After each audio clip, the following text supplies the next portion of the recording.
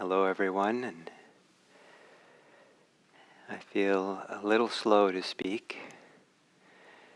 I think I'm a little bit just happy to be here with you in this way and somehow more focused on that happiness than speaking. But speak I will.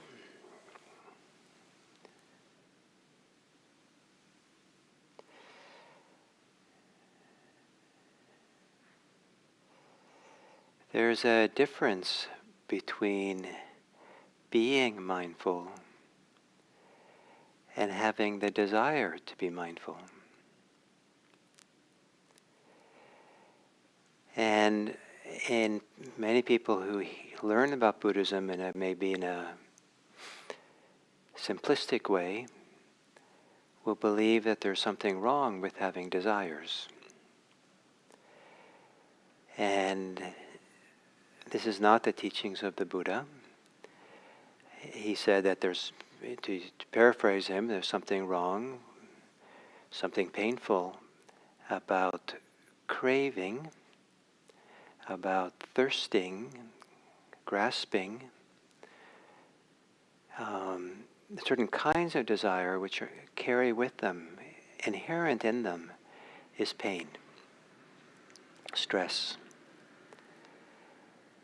And but desire doesn't have to have that.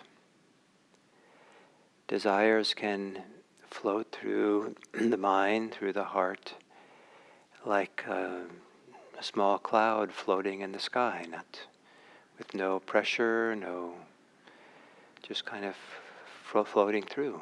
Desires can be quite easy to have.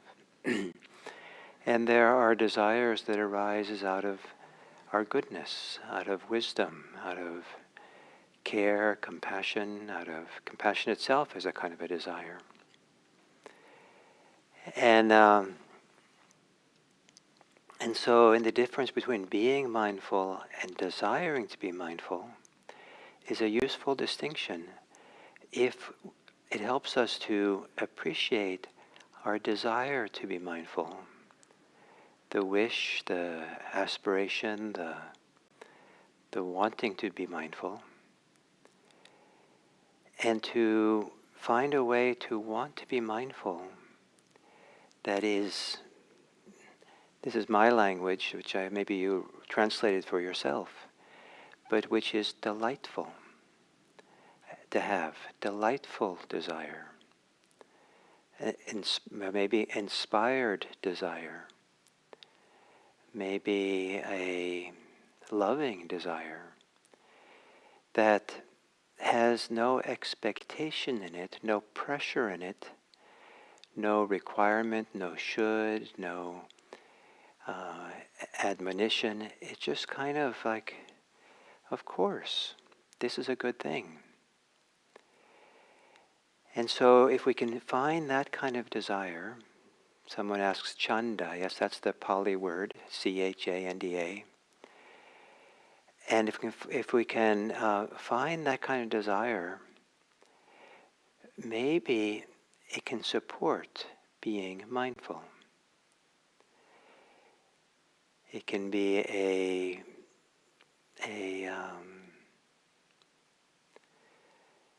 gentle, like there used to be water wheels, that as the current of the river passes through the wheel, it turns the wheel for the mill to grind flour.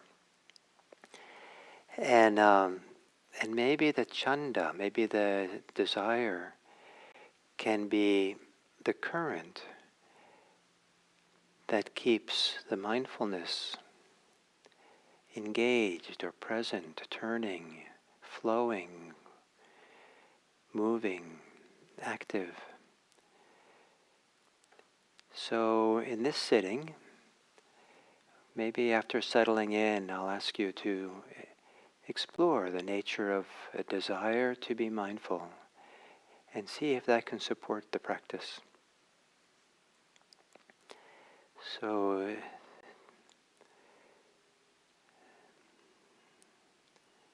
establishing a posture for meditation.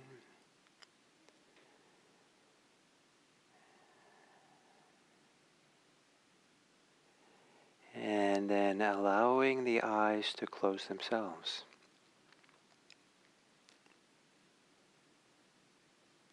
If they want to.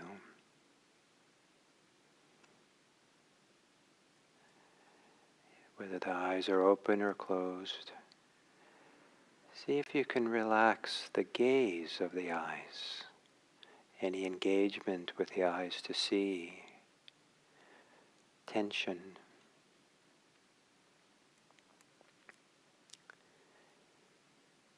And to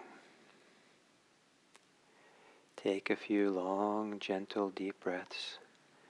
With the inhale to get a full embodied connection to yourself. Connection to as much of your body as the deep in-breath reaches.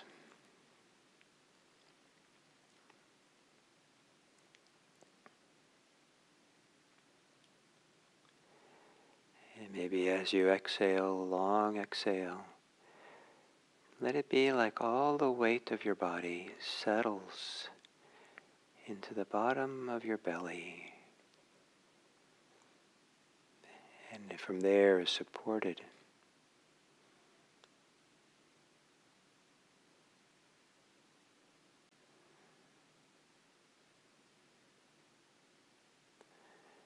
And letting your breathing return to normal.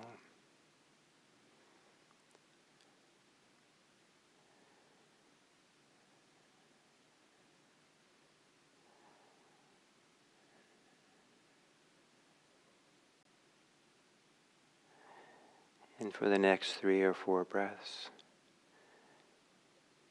to feel wherever there might be tension in your body, tightness, and in the exhale, soften around it. Relax.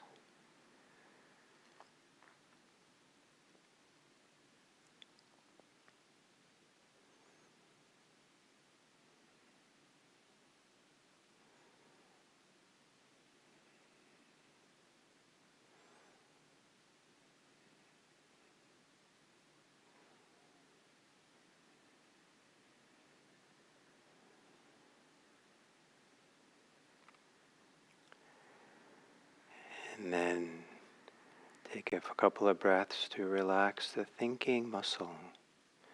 Any tension, tightness associated with thinking.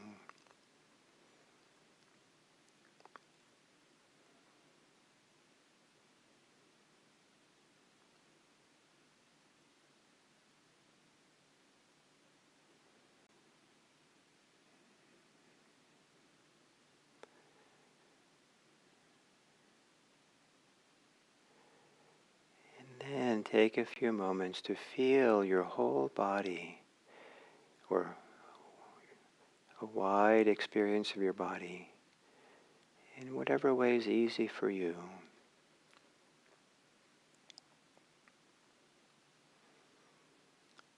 Feeling your body so it can be a reference point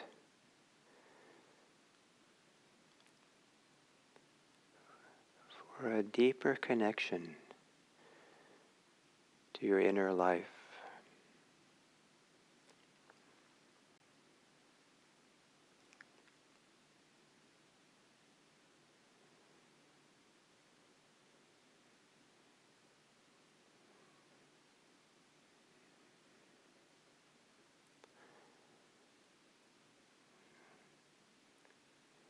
And then see if you can find within you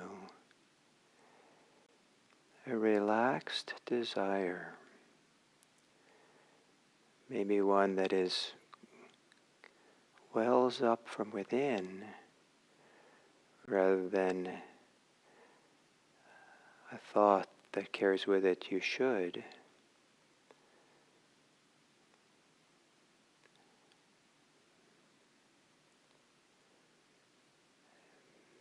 A desire which is maybe kind of an inspiration from within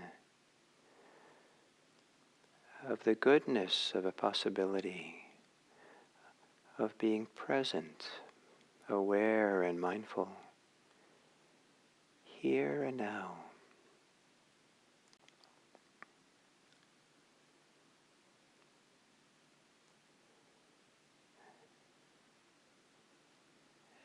Maybe a desire to be aware of the aliveness of this moment.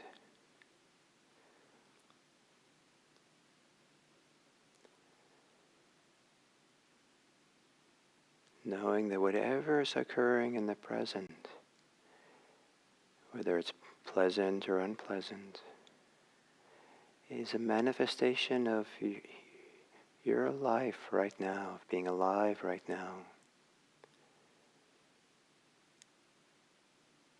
And desiring to be present for it, to be mindful.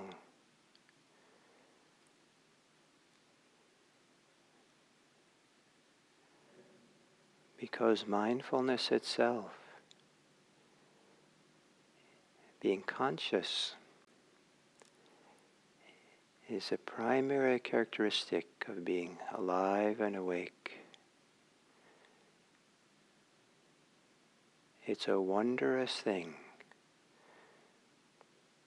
to be aware, and a gentle, loving, inspired desire. Yes to awareness. A desire that is so simple that it's just a simple yes. This is good. This is what I'd like.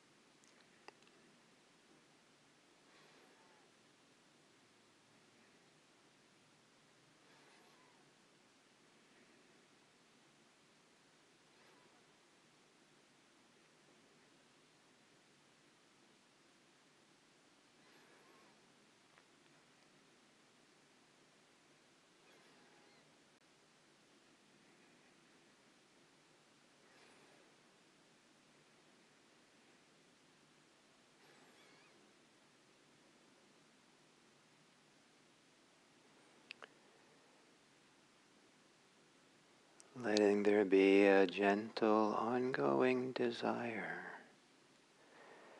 that is like the wind pushing a sailboat through the water, where mindfulness is the bow that meets the water moment by moment as the boat moves through time.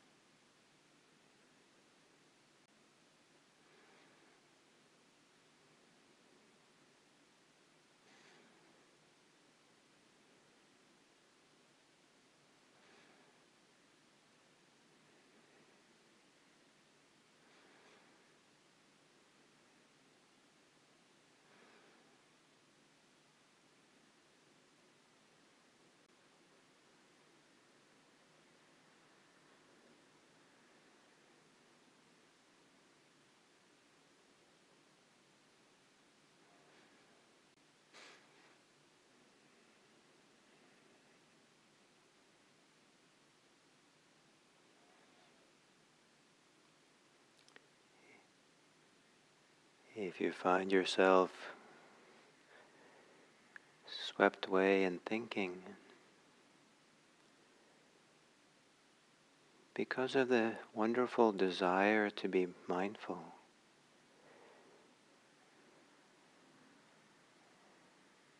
when you come back, there can be a delight in following through on that desire. That coming back to mindfulness is a happy fulfillment of this simple desire.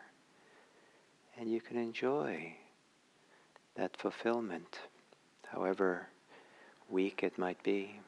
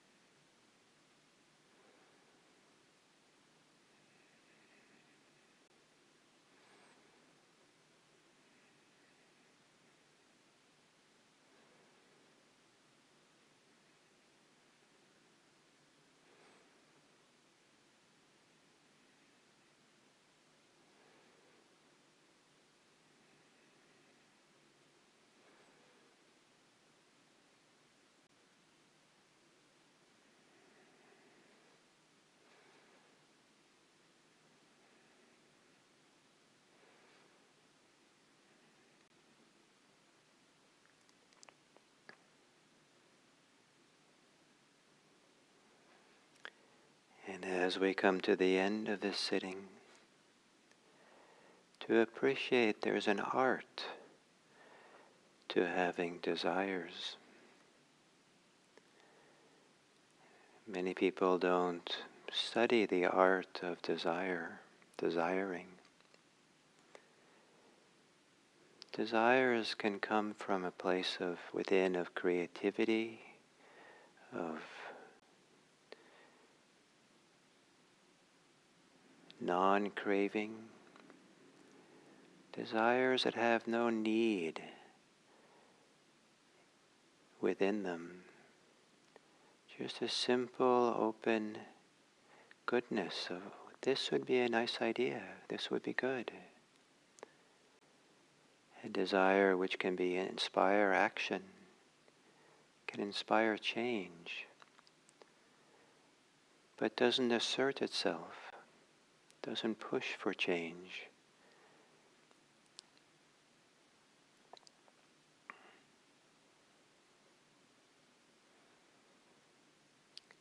And there can be then a desire for the well-being of others that comes from this place of creativity and simplicity.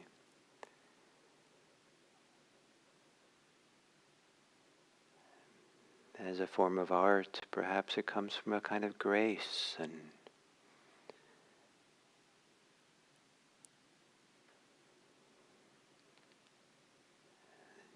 non-neediness, non-obligation. From a place within where it just seems like this is a really good idea, that others will be well. It's a desire which feels good to have, is nourishing, supportive to you to have this desire. There's so little pressure or sense of lack or sense of inadequacy that goes with it. It's the opposite. It's a desire that comes from a sense of being content here, settled. And from such a desire, wishing, expressing the wish in simple words in the quiet of your own mind, you might repeat these words that I say. May all beings be happy.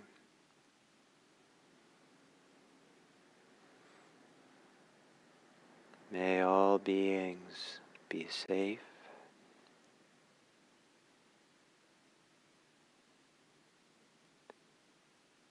May all beings be peaceful.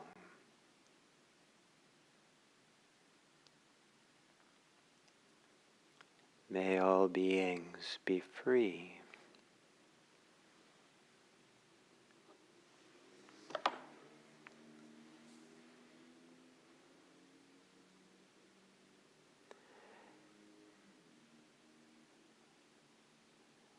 And may your peaceful desire for the welfare of others be nourishing for you.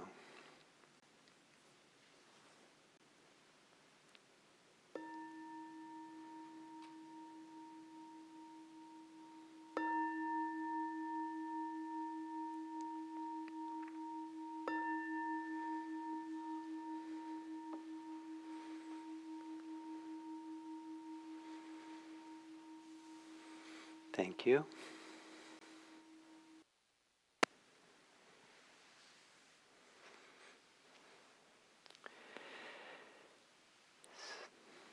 So, this week we're doing the Buddha's teachings on right effort, the sixth factor of the Eightfold Path.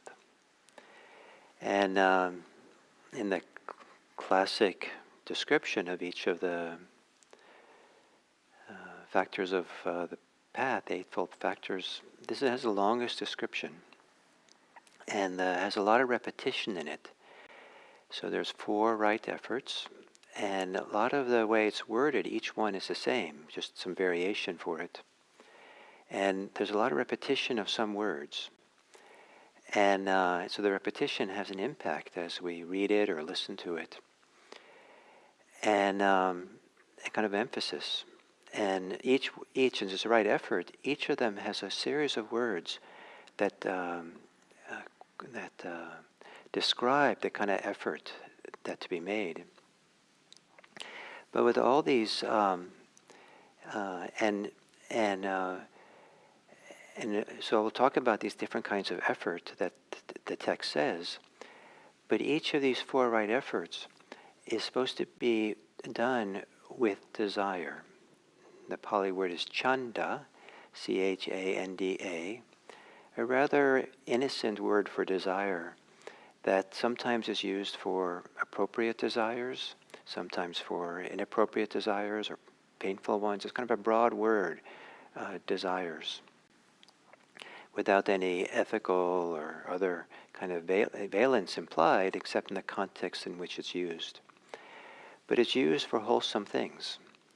And one of the wholesome engagements is this right effort to how to practice. And so learning how to have chanda, to have desire, which is itself right effort, which is itself without any afflictive tendencies, the unwholesome, and which has wholesomeness as part of it, which is skillful, which is nourishing, which is supportive for us. And so the art of discovering, of investigating, having how we have desires, so they come from a place within that's not afraid, which is not greedy, which is not angry or hostile, aversive, that's not related to conceit. I have to make the effort here so I can be the most, perfect, effortful person in all my Buddhist community or something. So, but to really kind of begin taking desire seriously enough, it deserves attention. It deserves, let's look at this desire. What does it mean to have desire? And rather than maybe a kind of a simplistic understanding of Buddhism, I'm just supposed to let go. I'm just supposed to let go of everything, let go of desires, let go of everything. There is a time and place for that kind of approach, but to have that be the broad swath, what we do with our life, it's not really what the Buddha was teaching. But to go along with his emphasis, he talked about having desire for the practice, for the path of liberation. And so to discover, how do you hold a desire in a way that is inspiring for you, that it comes from a place of goodness and rightness and doesn't add stress to your life, but if anything, reduces the stress. And you're just happy to have this desire, rather than having, one more desire, one more thing to do, and I have this long to-do list, and now I'm supposed to do this too. But not like that, but something like, I'm so lucky, I'm so fortunate to have this. This is a great thing. And in a sense, one of the great aspects of these four right efforts, it's an application, it's a way of being with everything we can possibly do. No matter what we're doing, we're looking at it from the point of view, is how I'm doing it and what's motivating it. Is it wholesome or unwholesome? Is it helpful or unhelpful? And then to desire to not be involved with the unhealthy ways of doing things, and to desire the healthy ones. And then how is that desire? Am I in a hurry with desire? I have so many things to do, I'm in a hurry. If you are in a hurry and trying to fill your life, can you tap into the healthy form of desire? Is healthy form of desire come from some other place? One of the paradoxes of really strong desire, of neediness or craving or thirsting, of wanting to do things, even if we do it out of fear, fear of missing out or something, is that it diminishes the wholesome. And sometimes the wholesome within us gets eclipsed entirely by all the desires we have. But if we find how to have wholesome desires in a place where there's time and space, then the wholesome can well up. The ways in which we do things can be fulfilling in and of itself, and we don't need to find fulfillment from accomplishing a lot of things. We find our fulfillment in the moment of doing something, much more. So each of these four right efforts talks about taking hold of the mind, and with desire. So the way that the right effort is often written, translated, it's a little bit, I think I often felt it was just I was tired by the time I read it. So here's a common translation of it's also part of each of the four right efforts that's similar for each one. It says, one makes effort, arouses energy, exerts the mind, and strives.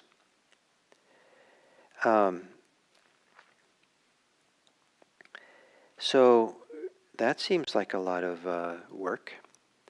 But I want to read you a different translation that one that I've made, that some of the what in the original Pali is left out in the this English translation. So one takes up and takes hold of the mind.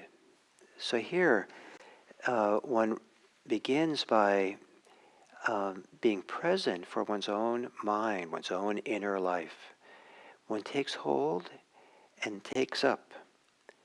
So our inner life, let's say inner life here, one's inner life, the mind, this is important to engage and be attentive to. So one takes up and takes hold of the mind and generates desire. So one arouses, one gives birth to desire. So there's a conscious intention here to look for that desire that is appropriate, that's healthy, that's so beautifully done, like a piece of art, that you like to look on this desire. One takes up, takes hold of the mind, and generates desire. Initiates courageous effort. So the word initiates is there in the original. And the word for courageous effort is virya, which is a very powerful word. Sometimes it means power or strength. And it's sometimes it's translated, I think maybe into Tibetan Buddhism, is courageous effort. Someone who's a warrior is sometimes called a word that's related to virya. So courageous, but I like the word courageous effort. That sometimes we have to have some courage to be present and for ourselves and here. So it's a little bit it's bringing some strength to it. So one takes up and takes hold of the mind and generates desire, initiates courageous effort for the non-arising of unwholesome states of mind. So that's the first right effort. For today, I want to introduce now the second one. And this one goes, one takes up and takes hold of the mind and generates desire, initiates courageous effort for abandoning unwholesome states of mind. And this word, pahana, abandon, is a powerful word. It's different than just letting go.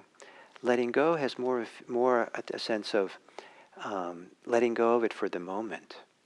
Abandoning is letting go done with wisdom and commitment and clarity and a fullness. This I'm going to put down. This I'm not going to be involved in anymore. Of course, mostly they come back, but there's this kind of definitiveness or fullness or seriousness. This I will abandon. This I won't do anymore. And here again we have this kind of idea of living in a conscious, mindful way that comes when you take hold of the mind. If take hold of your attention, take hold of being here in the present moment. Take it up, be here, so that when you're doing something, you do it wholeheartedly. And here this right effort is generate the desire to wholeheartedly abandon whatever you're doing that's afflictive, that harms you, maybe harms others as well. It's not at all easy to abandon it and let it go. So just say it so simply is, can be confusing or even stressful. But we're talking about having the desire for this, the healthy desire, taking the time to find that, the definitiveness, the clearness, that, I think I want to be finished with this. I've been critical of others in an aversive, annoying way, and I'm done with this. I've done this for so long. It's not good for them. It's not good for me. I want to abandon this aversive nature that I have, this criticalness, this cynicism, the resentment I have. I've been caught in addiction, which is very difficult. I don't want to undermine or understate the difficulty of it, but still, I've had enough, and I want to now just, I want to have the desires here to abandon it. And once that clear desire is there to abandon it, then we can engage in the process of doing so. So it might not just be snap our fingers and then we just do it. Then we practice the rest of the Eightfold Path so that we can find a way to do that. So the second of the right efforts is to arouse, give birth to, generate the desire. Find the desire, find the way to desire that you enjoy. It does require you to take some time to get to know what that kind of desire might be.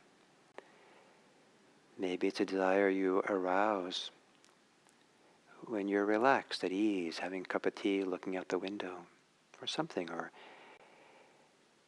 maybe you can be in touch with that kind of healthy desire at the end of a sitting of meditation. So this is not an obligation to let go of unwholesome desires or a statement having unwholesome mind states. It's not a statement you're a terrible person if you have unwholesome states of mind. It's rather discovering something wonderful inside, a wonderful desire that cares for yourself, that wants to engage in a process of bringing these to an end so they can be abandoned, put down once and for all. And maybe it's done in small pieces, small steps. Maybe it's done gradually over time.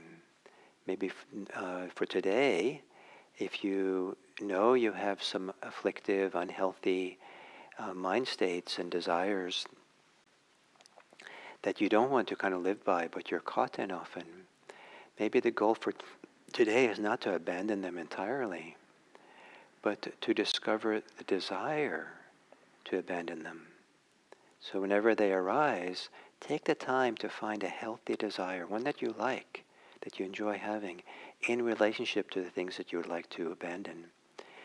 And then rather than abandoning them entirely, maybe you can lessen the frequency or their intensity today by 10%.